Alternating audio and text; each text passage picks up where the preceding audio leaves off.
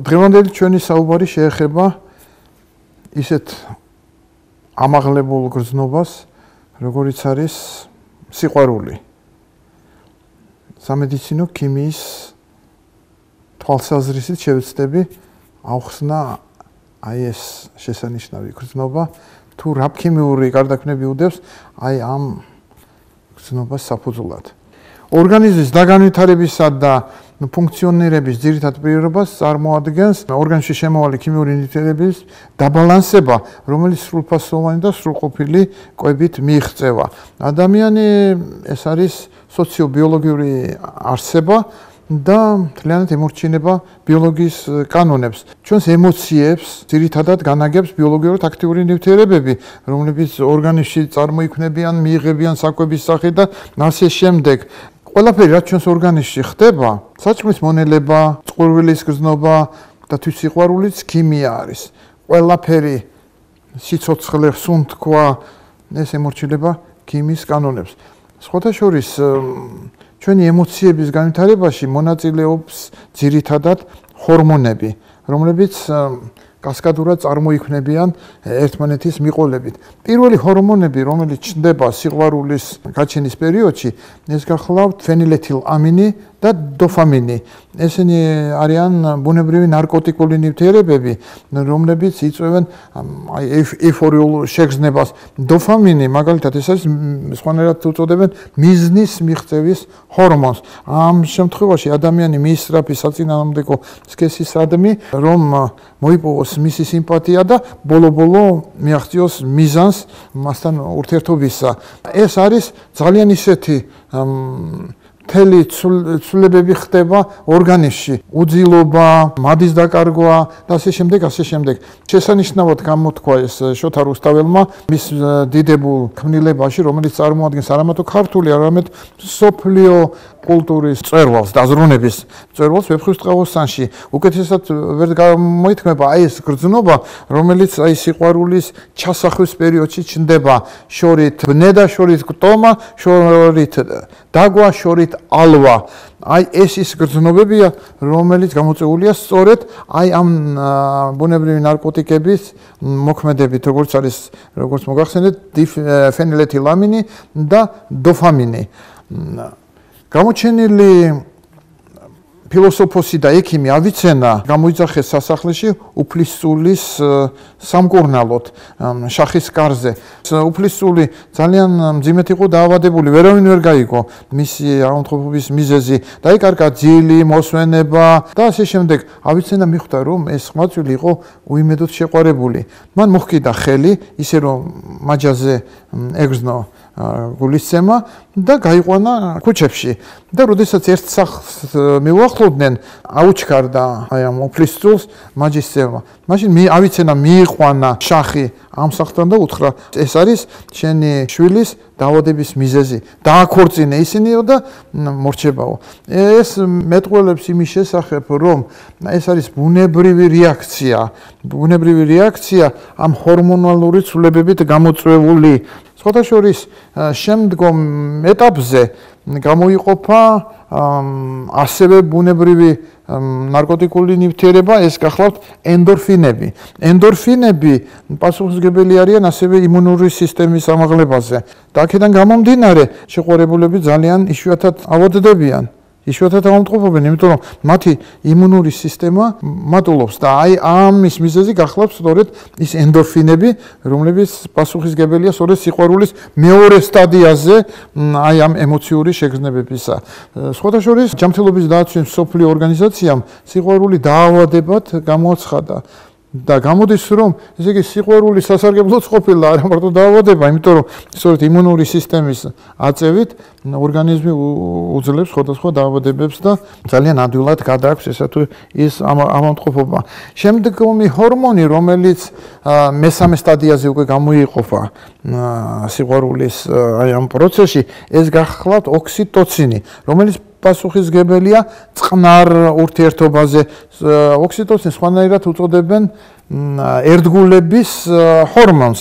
აი ამ დროს ხდება ძალიან ისეთი მეგობრული ურთიერთობის წყვილს შორის დამყარება, ხდება შემცირება ისეთი აგრესიის გამომწვევი ჰორმონისა, როგორიც არის კორტიზოლი და სწორედ აი ოქსიტოცინის გამოყოფა განაპირობებს ცოლმხრივის ჩხუბის შემცირებას, იმიტომ რომ ამ ჩხუბის დროს აი კორტიზოლი დიდი რაოდენობით გამოიტყორცნება ორგანიზმში და ამ დროს ოქსიტოცინი სწორედ ამცირებს აი ამათ ურთიერთობას.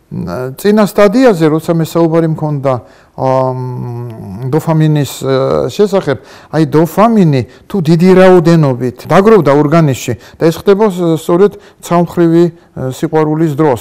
მაშინ ამან შეიძლება ძალიან ცუდი შედეგები გამოიწვიოს ორგანიზმში. რატომ? იმიტომ რომ დოფამინი გარდაიქმნება ბიოქიმიურ ციკლში ნორადრენალინად, ნორადრენალინის შემდეგ წარმოშობს ადრენალინს და ხშირად ეს შეიძლება სიგიჟითაც დამთავრდეს და სუიციდითაც დამთავრდეს. მაგალითად, ვიქტორ ჰიუგოს ქალიშვილმა სიცოცხლის სუიციდი დაამთავრა სწორედ ამ ცალმხრივი სიყვარულის გამო. ალბათ ბევრს ემახსოვრება კიდე გენიალური გოეთეს ახალგაზრდა ვერტერის უნებანი აქაც სუიციდით ამთავრებს. ამის ბრალი გახლავთ სწორედ დიდი რაოდენობით აი ამ ჰორმონების კერძოდ აი დოფამინის დიდი რაოდენობით შეჩერება და შემდეგ აგრესიის ჰორმონებში გადასვლა, როგორც არის ადრენალინი. ასე რომ თუ ეს ჯაჭვურად ხდება თანდათანობით აი ამ ეტაპების გავლა, მაშინ სიყვარული ეს ოზენაეს ნეტარებას აღწევს, რა თქმა უნდა. ოქსიტოცინის შემდეგ ხდება ორგანიზმში ვაზოპრესინის გამომუშავება. ვაზოპრესინი პასუხისმგებელია ძალიან ნაზ ურთიერთობაზე, დედა-შვილურ ურთიერთობებზე არის პასუხისმგებელი, ოჯახური მყუდროებაზე აგებს პასუხს და ასე შემდეგ. სხვადასხვა სქესის წარმომადგენლების ურთიერთობაში ძალიან დიდ როლს ასრულებს ეგრეთ წოდებული ფერომონები. ეს გახლავთ სპეციალური ჰორმონები, რომლებიც იწვევენ მიზიდვას საწინააღმდეგოს სქესისა. მაგალითად, ქალებში ასეთ ნივთიერებას წარმოადგენს ეგრეთ წოდებული კაპულინი და ასეთ ნივთიერებებს ეწოდება ეგზალტიდები. სწორედ აი ამ შეიძლება აი ამ ნივთიერების შეგრძნება საწინააღმდეგოს სქესის მიერ იყოს სუნის საშუალებით, შეხების საშუალებით და სხვადასხვა. თავარია ეს მოლეკულები მოხდეს საპირისპირო სქესის ორგანიზმში, რომ გამოიწვიოს აი ასეთი ურთიერთობის, სიყვარულის, გატაცების, ტოლვის აი ეს შეგრძნება. რაც შეეხება მამაკაცები გამოყოფენ ისეთ ფერომონს, როგორიც არის ანდროსტერონი. აი სწორედ ანდროსტერონის გამო ხდება უკვე საპირისპირო სქესის დაინტერესება მამაკაცების სადმი. აი ასეთი ცდებიც იქნა ჩატარებული, როდესაც აი მეტროს სკამზე გააფრქვიეს ანდროსტერონის მოლეკულები. წარმოიდგინეთ, თითქმის ყველა ქალი იმ სკამზე დაჯდა, ესე იგი ის ინსტინქტურად რა. ამის საფუძველზე ახლა შექმნილია სხვადასხვა წამლები, სხვადასხვა სპრეები, კოსმეტიკური საშუალებები, რომ მოხდეს აი მიზიდვა, აი საწინააღმდეგოს, მაგრამ მე ვიტყვი, რომ ეს მაინც ხელოვნური ჩარევაა და ყოველგვარი ხელოვნური ჩარევა არ არის ის, რაც აი პოეტების და მუსიკოსების და ასე შემდეგ ხელოვნების სწორი შთაგონების წყაროს წარმოადგენს. ეს უნდა მოხდეს ბუნებრივად. ადამიანის ორგანიზმი თანდათან ეგუება ამ მოლეკულებს. პირობითად ჩვენ გამოვყავით რამდენიმე სტადია, ხო? 3-4 სტადია, როცა ხდება უკვე ნამდვილი სიყვარულის ჩამოყალიბება და 3-4 წლის შემდეგ უკვე ორგანიზმი ეგუება ამას. ეს არის სწორედ თანამედროვე წარმოდგენა, ბიოქიმიური, ფიზიოლოგიური წარმოდგენა სიყვარულის შესახებ და ამის შემდეგ სიყვარული ქრება. ყოველ შემთხვევაში ასე ამტკიცებენ მეცნიერები და შეიძლება ამის გაგრძელება, როცა ჩნდება, მე მკვიდრი, როცა ბავშვი ჩნდება, კიდევ 3-4 წლით შეიძლება ამის გაგრძელება. მეორე შულზე კიდევ 3-4 წლით და ბოლო-ბოლო ეს ქრება. გამოდის რომ სიყვარულს გქონია ვარგისობის ვადა, მართალია ეს თუ არა. როდესაც ეს მეცნიერებმა აი ეს მონაცემები გაასაჯაროეს, მაშინ მე რამდენიმე 10 წლის წინ მე ასეთი სტატია დავწერე, რომ არის სიყვარული ისეთი უზენაესი დამაღლებული გზნობა, რომ ის არ ემორჩილება ბიოქიმიას და ასეთი ქიმიურ კატეგორიებს, იმიტომ რომ სიყვარული არ შეიძლება ასეთი დროებითი იყოს და ის მარადიულია და ამის შესახებ ალბათ ცოტა ქვემოთ მექნება საუბარი.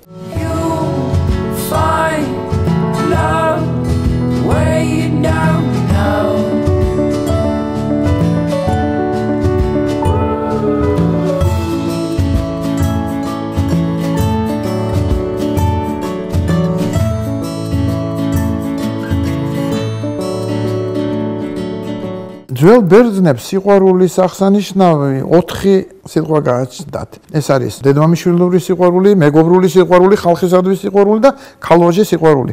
ჩვენ კიდევ არა გვაქვს ასეთი გრადაცია. ერთი სიტყვით გამოითქმის ყველა ეს გრძნობა. ხშირად ერევათ ჭეშმარიტი სიყვარული გატაცებაში, ტოლვაში, ტრფიალებაში. აი მაგალითად რომეოს და ჯულიეტას ურთიერთობა და საერთოდ სხვა დიდი ქმნილებანი მსოფლიო ლიტერატურისა აღწერენ ამას როგორც ნამდვილ სიყვარულს, მაგრამ თუ ამას ჩვენ შევხედავთ აი ამ ბიოქიმიური თვალსაზრისით, ეს არ არის ნამდვილი სიყვარული, ეს არის გატაცება. აბა რომელ სიყვარულზე შეიძლება საუბარი, როცა ჯულიეტა 13 წლის არის, რომეო 15 წლის არის, სწორედ ეს ის პერიოდია, ესე იგი 15-დან 25 წლამდე ეს გახლავთ ის პერიოდი, როცა ხდება აი ამ ჰორმონალური სისტემის ძალიან მძაფრი განვითარება და შემდეგ უკვე დალაგება აი იმ ყველა სტადიისა, რომელსაც მიყვება ჩვენ ჭეშმარიტ სიყვარულამდე. ეს არის სწორედ აი ეს რუსთაველისებური, რომ მოგახსენეთ, შორით ბნე და შორით გტომა, ეს არის სწორედ გატაცება და არა დაუშვათ აი ეს ჭეშმარიტი სიყვარული, რომელზეც დიდი რუსთაველი გვეუბნება, რომ სიყვარული აგვამაღლებს, რომ ეს არის უნივერსალური, უზენაესი გრძნობა ადამიანისა. მოგეხსენებათ, რომ აი სწორედ მსოფლიო ლიტერატურაში მე არ მეგულება სხვა ისეთი შედევრი და ქმნილება, რომ სიყვარული ისე ზუსტად იყოს აღწერილი, როგორც ეს რუსთაველმა აღწერა. მან აღწერა აი ჭეშმარიტი სიყვარული, აღწერა ყველაზე უზენაესი სიყვარული, ეს ღვთის სიყვარული, ხომ? შიში შეექვს სიყვარულსა, ეს აქ ლაპარაკია ღვთის სიყვარულზე, სწორედ.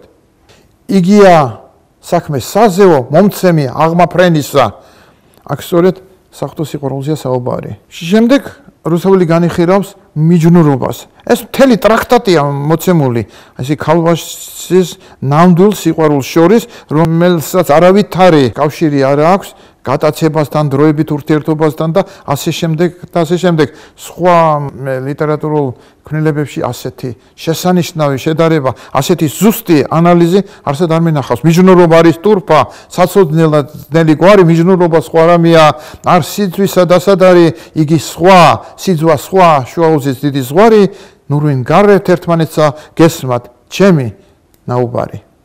აი შექსპირი ამბობს, რომ სიყვარულისთვის საათი წინ გარბის. იმიტომ რომ აქ სულ სხვა ემოციურ მდგომარეობაზე გვაქვს ჩვენ საქმე. აი ესეთი ჰორმონები, რომელიც მე ჩამოვთვალე, დოფამინი, ფენილეთილამინი, სწორედ ისეთ აღრევას იწყებს გარემოსთან ურთიერთობის, ისეთ სხვანაირ ხედვას იწვევს, რომ შექსპირი სწორია, როცა ამბობს, რომ წინ გარბისო დრო. მე აქ მახსენდება სწორედ აინშტაინის ასეთი ფრაზა, როცა კითხეს მას, არ შეიძლება ძალიან მარტივად აგვიხსნათო ფარდობითობის თეორია, რა შემდგომარეობს და აინშტაინმა უპასუხა, აი წარმოიდგინეთო თქვენ ბაღში ცხეთხართო შეყვარებულთან ერთად. მაშინ 1 საათი 1 წუთად გეჩვენებათო. და თქვენ თუ ცხელ გავარვარებულ ტაფაზე დაждდებითო, 1 წუთი 1 საათად მოგეჩვენებათო. აი სწორედ აი ასეთი ეუფორიული მდგომარეობაში არის შეყვარებულის ორგანიზმი და მისი ჰორმონალური სისტემა და ყველაზე კარგად ვიმეორებ, ეს რუსთაველმა აღწერა აი ეს გრძნობები. ესე იგი პოეზიის, ხელოვნების ნიმუშებმა შედევრებმა აჩვენა, რომ სიყვარულის მარადიული გრძნობაა. და სულაც არ ემორჩილება იმ ბიოქიმიურ შეხედულებას, რომ 3-4 წელი არის, შემდეგ შეიძლება რაღაც გავახანგრძლიოთ და მერე მინაუდება და შეიძლება გაქრეს კიდეც. მთელი ლიტერატურა და ეს შედევრები სწორედ იმას მიგვანიშნებს, რომ ეს მარადიული გრძნობა გახლავთ. ბულგაკოვი ამბობს, ვინა თქვა რომ დედამიწაზე არ არსებობს მარადიული სიყვარული, მატყუარას მოეჭრას მისი სამარცხვინო ენა. ბოლო დროს მეცნიერებიც ალაპარაკდნენ უკვე, რომ თურმე სიყვარული არ ყოფილა დროებითი და არავითარი ვარგისობის ვადაზე არ შეიძლება მის ლაპარაკი, რომ შესაძლებელი ის იყოს მარადიული. ეხლა სიყვარულს შორის, მიწირ სიყვარულს შორის ყველაზე ძლიერია დედობრივი სიყვარული. რა თქმა უნდა, ჩვენ ეს უნდა განვაცალკევოთ. ხა ძველ ბერძნებს აქვთ სხვადასხვა სიტყვით გამოითქმის ეს გზნობა, მაგრამ ჩვენ ერთი გვაქვს. და აი ამ სხვადასხვა სიყვარულის გზნობას, ამ ემოციას სწორედ განაპირობებს აი ეს ქიმიური ნივთიერებები, რომლის შესახებაც ჩვენ საუბარი ხდება. და აი ჩვენს დედამიწაზე ყველაზე ძლიერ გრძნობას წარმოადგენს დედაშვილური სიყვარული. აი გაიხსენეთ ბიბლიიდან კანის სასწაული, ეს პირველი სასწაულია, რომელიც უფალმა მოახდინა, ქორწილის სცენა. გაიხსენეთ, როდესაც გამოაკლდათ ქორწილში იმყოფებოდა იესო და მისი დედა მარიამი, გამოაკლდათ ღვინო და დედამ თხოვა იესოს, რომ ისო ღვინო გამოაკლდათო და იესო პასუხობს, ჯერ არ მოსულაო დრო, რომ გაცხადდესო, უფლის სიტყვაო, რომ ჯერ არ დამდგარა დრო, მაგრამ იმდენად დიდი იყო სიყვარული, ერთგულება, პატივისცემა დედის მიმართ, რომ იესომ ეს პირველი ვადაზე ადრე, ასე ვთქვათ, ჩაიდინა ეს სასწაული, ხომ? წყალი აქცია ღვინოთ. აი ეს გრძნობა ნამდვილად არის ძალიან დიდი, ამაღელვებელი და ჩვენ კიდე ჯერ არ ვიცით მოლეკულურ დონეზე ზუსტად რა ნივთიერებები უდევს საფუძვლად, მაგრამ როგორც მოგახსენეთ, აქ ჩართული არის ვაზოპრესინი, ოქსიტოცინი, აი რომელიც ნას დედობრივ სიყვარულზე არიან პასუხისმგებელნი. ჯერ ბიოქიმია ვერ ხსნის მაგალითად ერთი ინდივიდისადმი მუდმივი სიყვარულის გრძნობას. და აი აქედან იყო სწორედ ის მცდარი შეხედულება, რომ 3-4 წლის შემდეგ შეიძლება გაქრეს. აი ავიღოთ მაგალითად ცხოველები, ავიღოთ ქათამი, ხო? აიბა თქვენ წაართვით ქათამს ციცილა, თვალებს ამოქორთნით, ხო? მაგრამ გადის გარკვეული დრო, როცა წამოიჩიტებიან, უკვე იკარგება ეს გზნობა, ხო? არავითარი დედაშვილური სიყვარული არ არსებობს, ასეა სხვა ცხოველებშიც, ხო? მაგრამ ადამიანებში ასე ხომ არ არის, არა? ეხლა როგორ შეიძლება ისე მოლეკულურ დონეზე ერთი და იგივე მექანიზმი დაიხსნას, ხომ? იქ დედობრივი, იქაც წარმოიქმნება ეს ოქსიტოცინი და ვაზოპრესინი, ეს ნაპოვნია იმ ფრინველებშიც, ცხოველებშიც, მაგრამ იქ არ არის მუდმივი სიყვარული, რომელიც ადამიანებს გააჩნიათ. სიყვარულს ასაკი არ გააჩნია.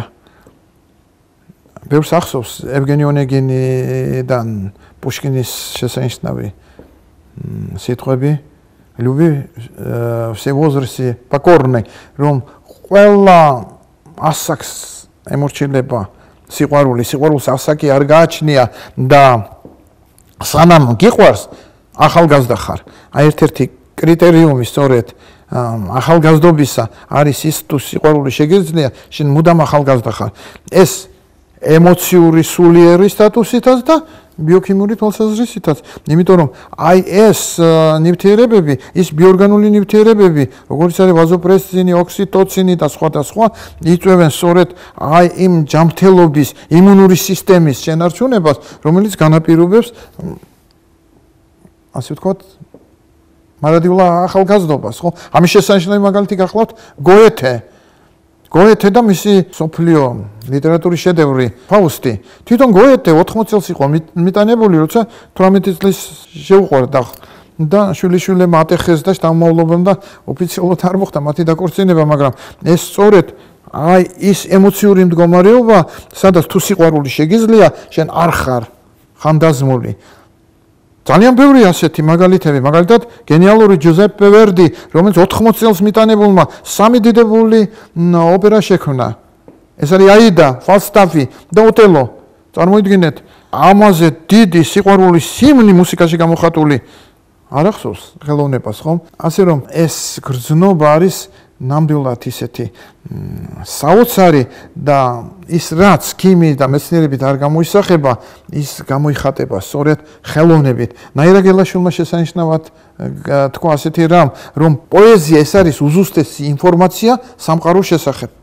შესანიშნავად არის ნათქვამი და წარმოიდგინეთ, მეცნიერებზე ადრე პოეტებმა, მწერლებმა ბევრი რამ იწინასწარმეტყველეს, რომელიც სინამდვილეში შემდეგ დამტკიცდა. მეცნიერები ვერ წარმოიდგენდნენ მაგალითად თვითმფრინავის არსებობას, საჰაერო ხომალდებს და ასე შემდეგ 100 და უფრო მეტი წლის წინ, რომლებიც აღწერეს მწერლებმა და დამტკიცდა. მაგალითად ეს კამარა, მაგალითად ჟიულ ვერნის წინასწარმეტყველებიდან 98 ასრულდა. ჰერბერტ უელსის 67 წინასწარმეტყველებიდან 58 ასრულდა. ალექსანდრე ბელიაევის 60 წინასწარმეტყველებიდან 57 ასრულდა. ასე რომ ისევ რუსთაველს დაუბრუნდები, როდესაც რუსთაველი ბრძანებს სიყვარული აგვამაღლებს ეს საოცარი გზნობა და წარმოიდგინეთ ეს სიყვარული, აი დოჩანაშვილი ამბობს სამოსელ პირველში რომ სიყვარული ატრიალებს დედამიწას. შილერი ამბობდა, უსიყვარულოდ ბალახიც კი არ აბიბინდება. ეს მეტაფორა კი არ არის, ეს ზუსტად არის ნათქვამი. აი ასეთიც დაიქნა ჩატარებული, როცა კაქტუსს იალერსებოდნენ, გარკვეული დროის მანძილზე ეფერებოდნენ, ეკლები დაყარა კაქტუსმა. ესე იგი ეს რაღაცა საოცარი ატომური ენერგიაზე უფრო ძლიერი, სულიერი ემოციური ძალა, რომელსაც შეუძლია ქვეყნის მთლიანად გარდაქმნა. და მე ვიტყვი თუ სამყაროში არსებობს მიზიდულობის კანონი, არსებობს კიდევ უფრო დიდი კანონი, რასაც ქვია სიყვარულის კანონი. იმიტომ რომ ეს მიზიდულობაც სიყვარულის ერთ-ერთი გამოხატულებაა. ცოცხალ თუ არა ცოცხალ მატერიალურ საგნებს შორის. აი შესანიშნავად აქვს გალაქტიონს. აი ეს გზნობა გამოსახული, მაგრამ სულ სხვა სიყვარული უკანასკნელი, როგორც ყვავილი შემოდგომით ზოგჯერ პირველს ჯობს. იგი არ უხმობს ქარიშხლიან უმიზნო ვნებებს, არც ყმაწვილურ ჟვენს, არც ველურ ხმებს იგი არ უხმობს. აი სწორედ აქ აღწერილია ის ვითარება, რასაც განაპირობებს აი პირველ სტადიაზე წარმოქმნილი ამ ენდო ნარკოტიკული ნივთიერებების წარმოქმნა, როგორც არის დოფამინი მაგალითად, ხო? აი ეს შოლით ბრენდა, შოლით ალვა, აი ეს შესანიშნავად არის გამოსახული და ხანდაზმულ ასაკში ეს უკვე განვლილი ეტაპია. ამიტომ გამოდის ახლა დაუბრუნდეთ ისევ მკითხვას, რომელიც მეცნიერებმა დასვეს და ახლა უკვე ეჭვში ეპარათ, რომ სიყვარულს აქვს ვარგისობისვა და თქო უნდა რა აქვს. სიყვარული მარადიულია. გამოჩენილი ფსიქოლოგი ერიხ ფრომი წერს, მას ვისაც ერთი ადამიანი უყვარს, მას მთელი სამყარო უყვარს. ასია, სიყვარული ეს განუზომელი გზნობა არის, რომელიც სამგანზომილებიან სივრცეში ვერ ეტევა. მას არ აქვს განზომილება, რადგანაც თვითონ უფალია სიყვარული. ამიტომ დღემდე მოიყვანა კაცობრიობა სიყვარულმა და ის სიყვარულმა უნდა გადაგვარჩინოს ჩვენ. და ბოლოს დავამთავრებ ისევ დიდი გალაქტიონის სიტყვებით, რომ უსიყვარულოდ არ არსებობს არც სილამაზე, არც უკვდავება არ არსებობს უსიყვარულოდ. დიდი მადლობა.